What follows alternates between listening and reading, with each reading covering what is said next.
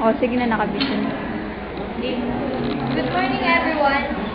So, my report is about visual and auditory efficiency. So, let's have a recall about Blaze's report. Well, maturation and intelligence.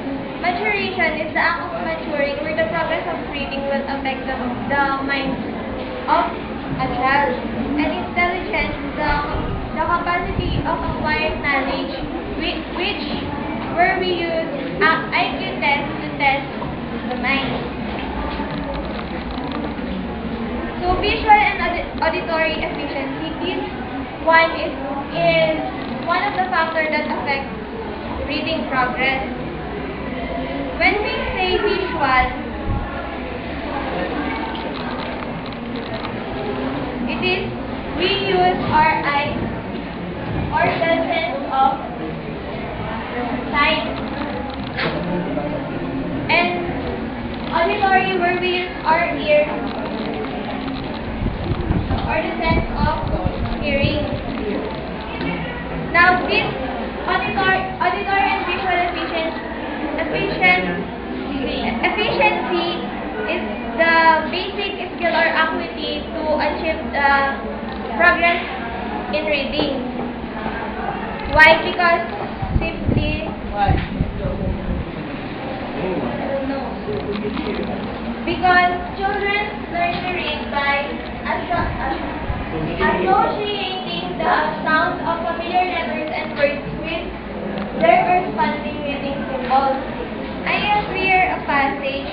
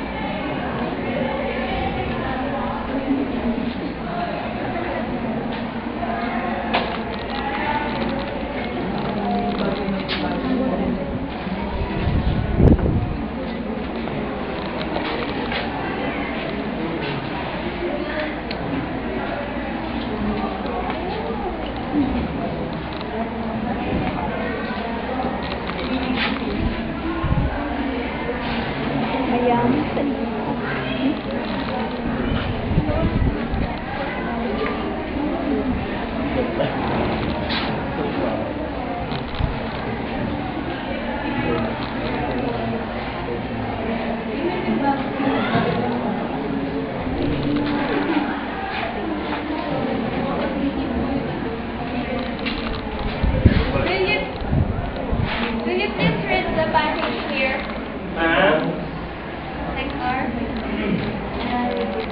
Most students like the freedom they have in college. Usually, college students live on their own, in the dormitory or in an apartment. This means they are free to come and go as they like. Their parents can tell them when to get off, when to go to school, and when to come home. It also means that they are free to wear what they want. There are no parents to comment about their hairstyles or their routines.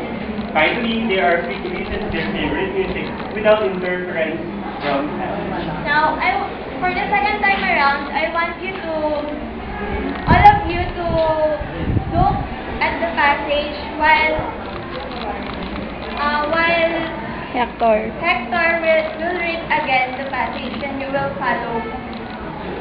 Yes. Most students like the freedom they have in college. Usually, college students live on their own, in the dormitory or in an apartment. This means they are free to come and go as they like. Their parents can tell them when to get off, when to go to school, and when to come home. It also means that they are free to wear what they want. There are no parents to comment about their hairstyles and their teachings. Finally, they are free to listen to their favorite music without interference from parents. So, what sensory organs have you used while Hector read the auditory and visual. The sense of Sight. and the sense of Hearing. So, as you can see,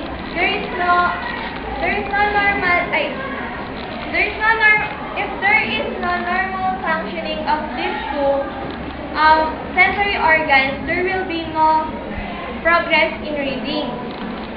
So, to see clearly, the diversion, converge, or the farness and the nearness of the eyes must work together.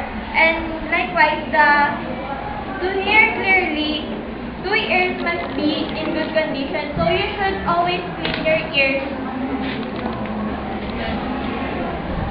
to distinguish and perceive clearly the sounds in the environment, the sounds in our community, the alphabets, and the sounds of the words should be listened. So I have a question, and I want to answer this by Paeng. Okay, go. Is it okay? So Paeng, here's the question.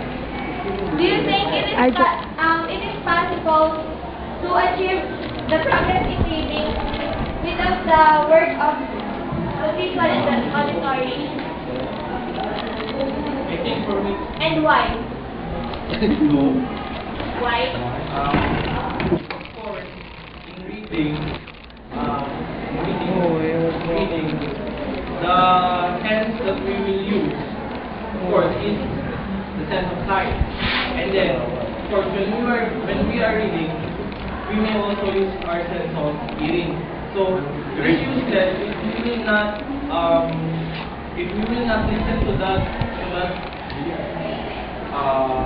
individual who's reading while it is useless if we will not listen to that student who is reading, just like we will not acquire what she wants to share, something like that. I have another question to you. What do you think is the connection of auditory and visual in reading? How are they connected or related?